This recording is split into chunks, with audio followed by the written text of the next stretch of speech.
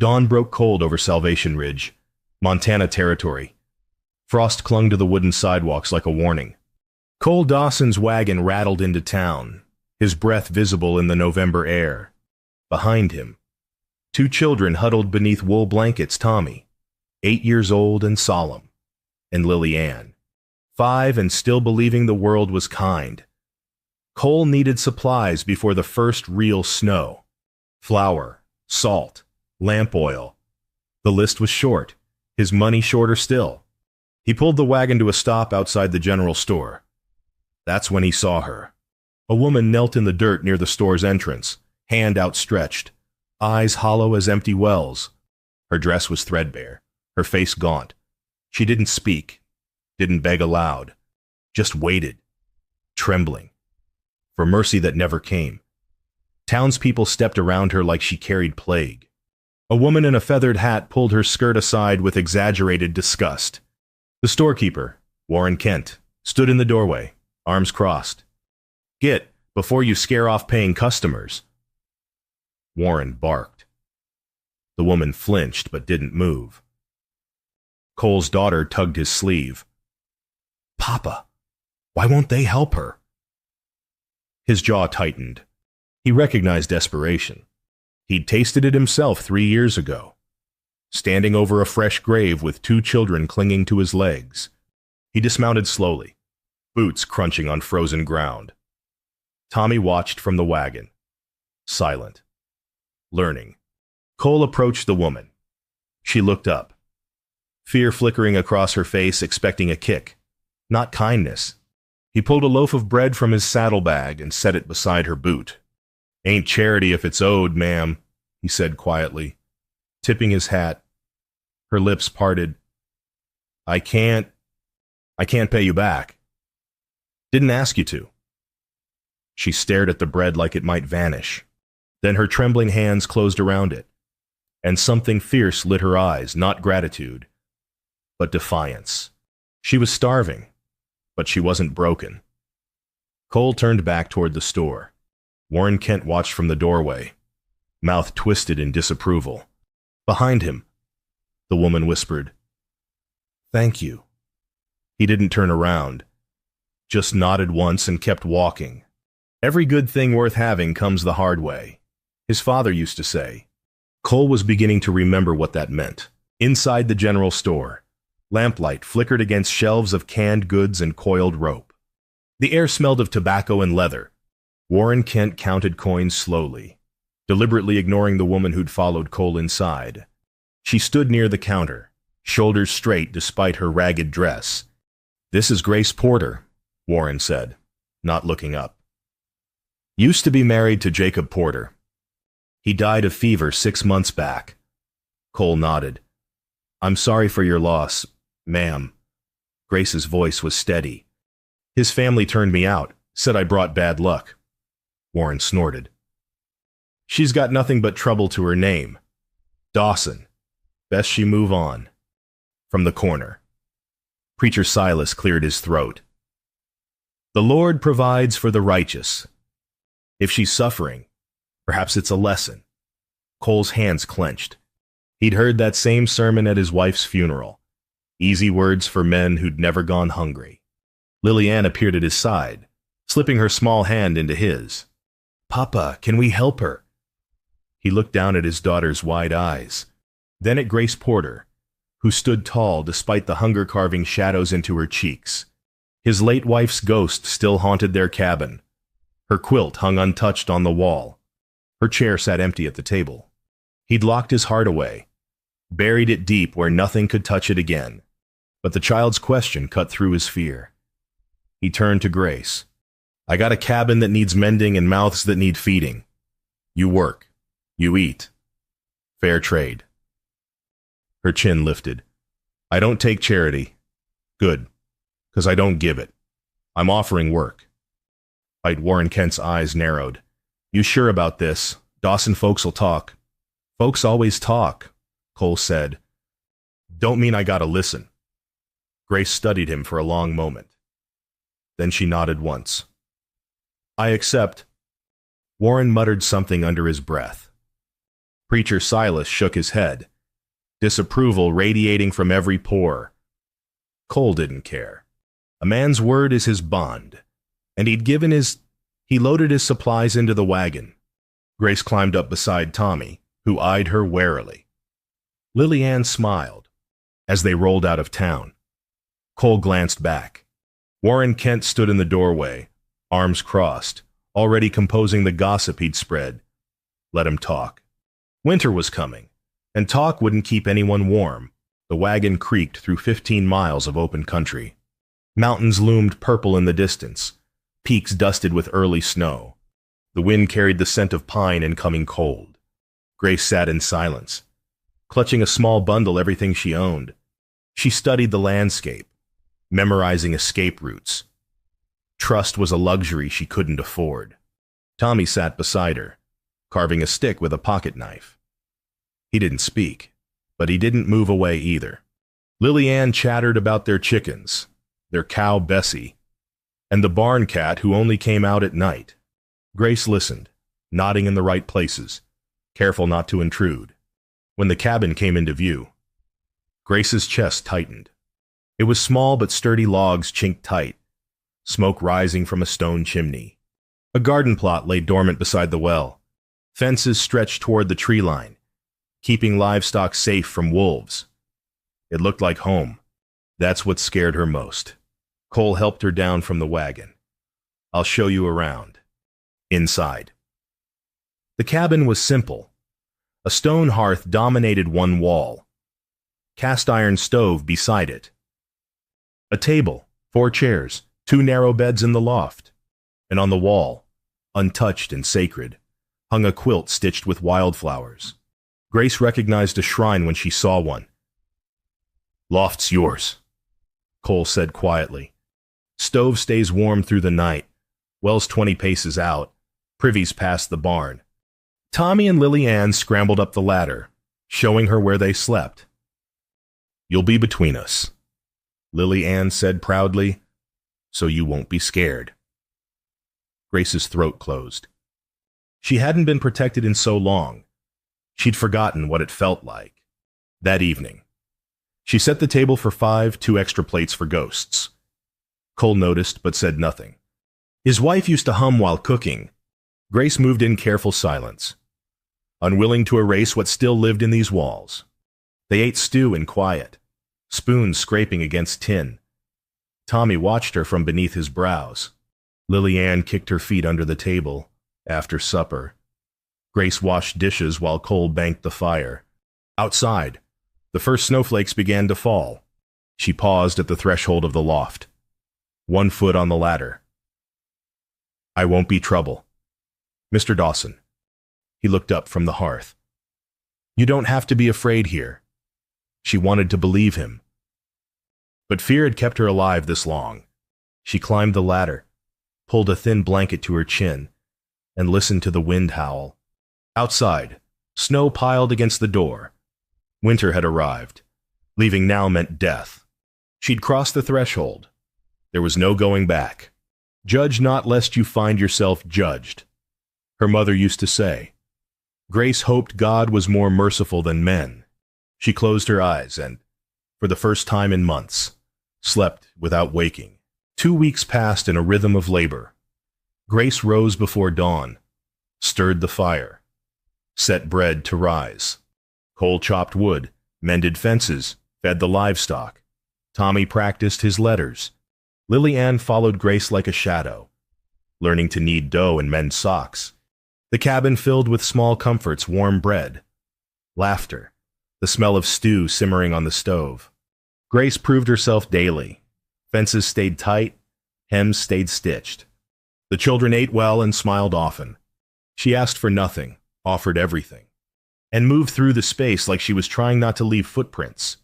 Cole watched from the barn one morning as she taught Lily Ann to read by the window. Patience in every gesture. His daughter's face glowed with concentration.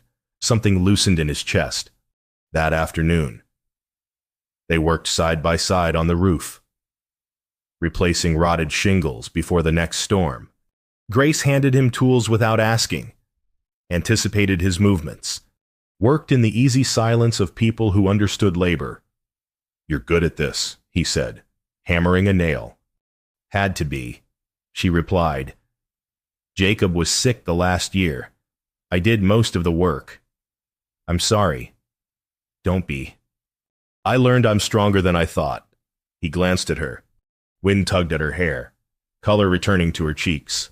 "She's got more grit than a wagon load of gravel," he thought. That evening, as the sun set orange and gold, Grace hummed while washing dishes. Just a few notes, nothing fancy. But Lily Ann's head snapped up. "Will you sing at Mama's grave?" she asked softly. Grace froze, suds dripping from her hands. Cole set down his coffee. "She don't have to." "I'd be honored, sweetheart," Grace said, kneeling beside the girl. Lily Ann threw her arms around Grace's neck. Tommy looked away, jaw tight, but his eyes were wet. The next morning, they walked to the small gravesite on the hill. A simple wooden cross marked the spot. Cole knelt, placed a hand on the earth. Grace stood a respectful distance back. Then she sang, voice low and clear. Amazing grace. How sweet the sound. Cole's eyes burned. He hadn't cried at the funeral, hadn't let himself feel anything but guilt. But now, hearing Grace sung over grief, something cracked open inside him when the song ended. Lily Ann took Grace's hand. Tommy stepped closer to Cole. They stood together in the cold wind, 4 souls learning how to be a family. That night, Grace set only 4 plates at the table. Cole noticed. He didn't say anything, but his hand brushed hers as he reached for the salt. She didn't pull away. The blizzard came 3 days later, howling down from the mountains like a living thing. Snow piled against the door, blocking them inside. Wind rattled the shutters. The world disappeared into white. They were trapped for 3 days. Grace stirred stew on the stove, rationing their supplies. Cole fed the fire, keeping it burning steady.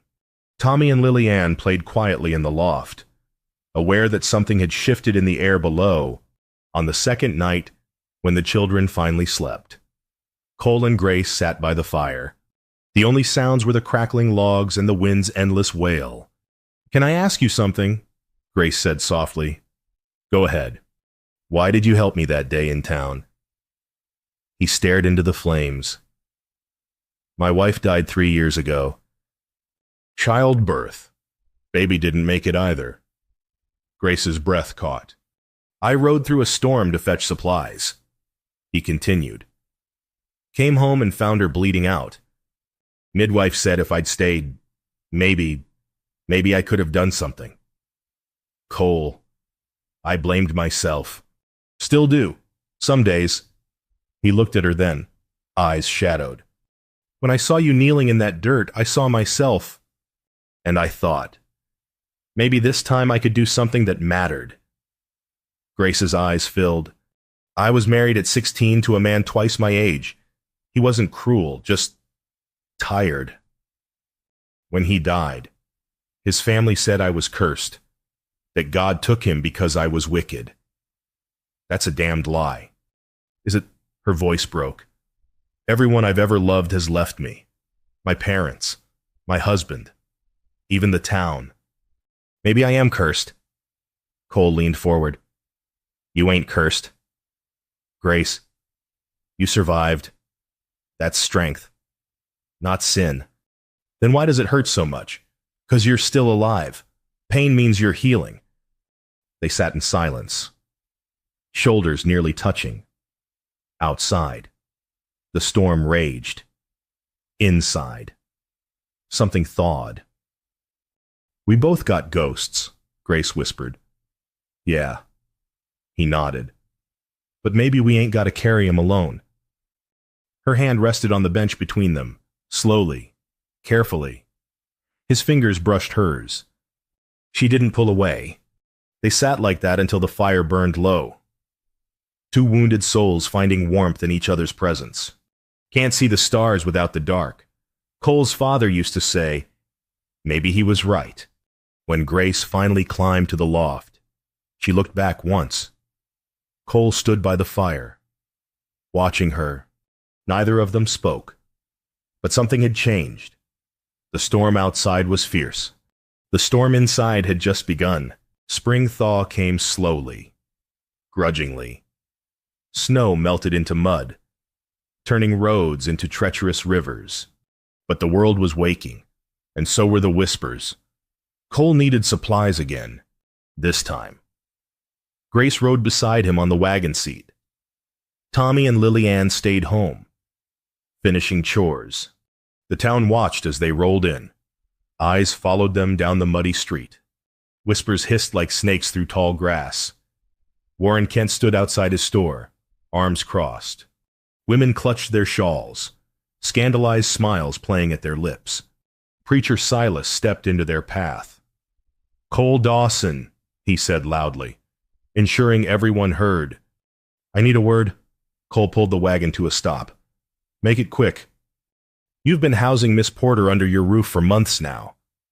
The preacher's voice carried, "Unmarried, unchaperoned, living in sin."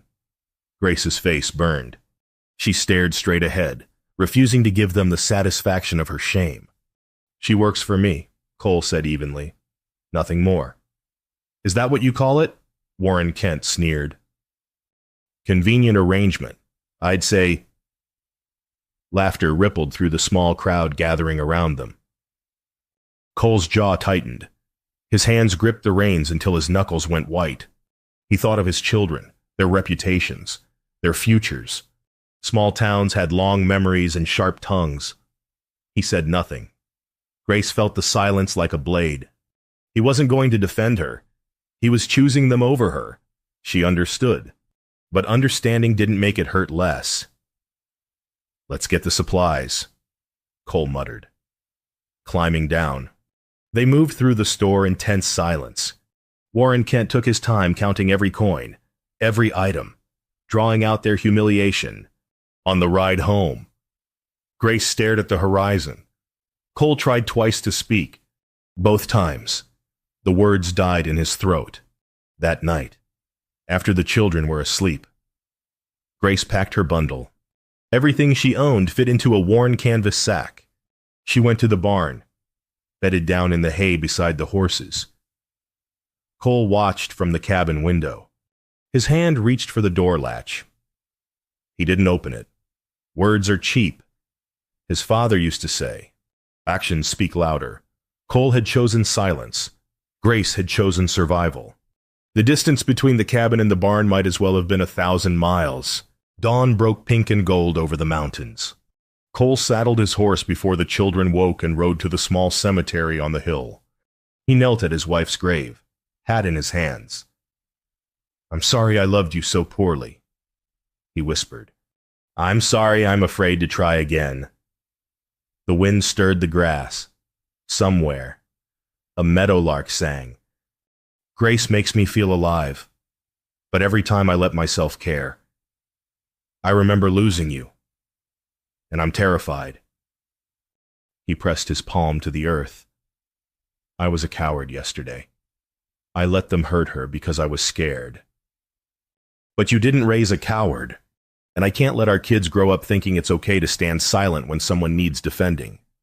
Footsteps crunched on gravel behind him. He turned. Lillian stood there in her nightgown and boots, hair tangled from sleep. "Mama wouldn't want you sad forever, Papa." His throat closed. "I know, baby." She took his hand. "Grace is nice. She makes us happy. Mama would like that." Out of the mouths of babes, he thought. Truth so simple a child could see it. He rode back to the homestead, heart pounding. Found Grace in the barn, brushing down the horses. "I was afraid," he said from the doorway. "But I ain't no more." She didn't turn. "Words are cheap, Cole." "I know." He stepped closer. "That's why I'm not just talking. Sunday, we're going to church. Together. And I'll say what needs saying." She finally looked at him. "And if they run us out, then we'll build somewhere else." But I'm done hiding. Her eyes searched his face. You sure about this? Never been surer of anything. Courage ain't the absence of fear. His father used to say, it's riding through it anyway. Grace nodded slowly. All right then. She didn't smile, but she didn't pack her bundle either. That evening, she climbed back up to the loft. Tommy grinned. Lily Ann clapped her hands. Cole banked the fire and looked up at the wildflower quilt. Thank you. He whispered to the woman who'd loved him first. For teaching me how to love it all. Sunday was coming, and Cole Dawson was done running from his own heart. Sunday morning arrived cold and clear. Cole wore his only good shirt. Grace borrowed a dress from a neighbor, simple, respectable, mended at the seams. Tommy and Lily Ann walked between them, hands clasped. They entered the church together. The congregation turned as one. Gasps rippled through the pews. Women whispered behind gloved hands. Men frowned. Warren Kent smirked from the back row. Preacher Silas stood at the pulpit, Bible open, mouth tight with disapproval. Cole led them to the front pew. Grace's heart hammered, but she kept her head high. The children sat close, protective. The preacher began his sermon. We live in times of moral decay, he intoned. When sin is invited into our homes and called respectable. His eyes bored into Grace. Cole's fists clenched. Lily Ann's hand found his. The righteous must stand firm. Silas continued. Must not allow. Cole stood. Silence crashed through the church like thunder. You want to judge her. His voice carried to every corner. Judge me first, Silas sputtered. Cole, this is not the place. This is exactly the place. Cole turned to face the congregation. Grace Porter has worked every day on my land. She's fed my children, taught them, honored my wife's memory better than this town honored her life. Faces flushed, eyes dropped. She's asked for nothing. Cole continued. Given everything. And you... He pointed at Silas. You speak of righteousness while letting a woman starve in your streets. Warren Kent rose. Now see here. Sit down, Warren. The voice came from the back. Old Ruth Winslow stood, leaning on her cane. Boys speaking truth. Amen to that. The blacksmith stood. Then the schoolteacher. One by one. People rose, not everyone, but enough. Preacher Silas's face went crimson. This is an outrage. Cole turned to Grace. Her face was wet with tears.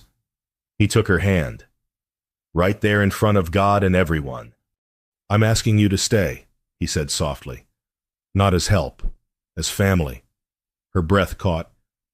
You sure about this? What, never been sure of anything? Tommy stood. Then Lily Ann. They flanked Grace.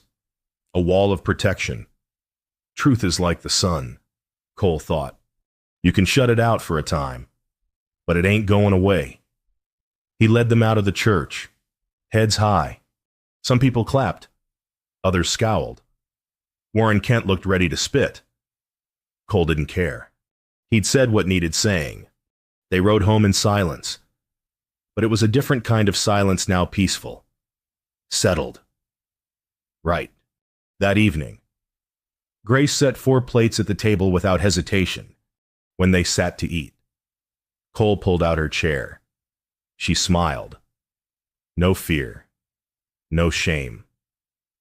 Just grace. Spring arrived in earnest, painting the mountains green and filling the meadows with wildflowers. The cabin wore new paint, bright shutters, a garden bursting with life. Grace knelt in the dirt, teaching Lily Ann to braid wildflowers into crowns. The girls' laughter rang like bells. Nearby, Tommy and Cole built a new fence, hammering in rhythm, easy and strong. Months had passed since that Sunday. The town had split, some embraced them. Others turned away. But the homestead thrived regardless. Grace no longer flinched at kindness. She moved through the cabin like it was hers, because it was. The wildflower quilt still hung on the wall, but now it felt like a blessing instead of a ghost. That evening, she set 4 plates without thinking. Cole came in from the fields, dirt under his nails, smile on his face. He washed at the basin, then pulled out her chair before sitting. "Thank you," she said softly. "For what?" "For not giving up on me." He reached across the table, took her hand. "Never could. Never will." Tommy rolled his eyes, but he was grinning. Lily Ann giggled into her napkin. After supper, they stood on the porch watching the sun set. The land stretched gold and green beneath a sky streaked with pink. Tommy leaned against Cole. Lily Ann fell asleep on Grace's shoulder. "Are you going to be our ma now?" Tommy asked quietly. Grace glanced at Cole. He nodded, throat tight with emotion. "If that's all right with your pa," she said. "More than all right," Cole whispered. "Home ain't a place. His father used to say, 'It's the people you'd ride through hell for.'" Grace shifted Lily Ann in her arms, feeling the weight and warmth of belonging. She'd been starving once for bread, for mercy, for a place to rest her weary soul. She'd found all 3 here. Wildflowers bloomed where snow had been. The fence stood strong. The children grew tall and brave, and 2 broken people had built something whole from the ruins of their grief. Cole put his arm around her shoulders. She leaned into him, solid and sure.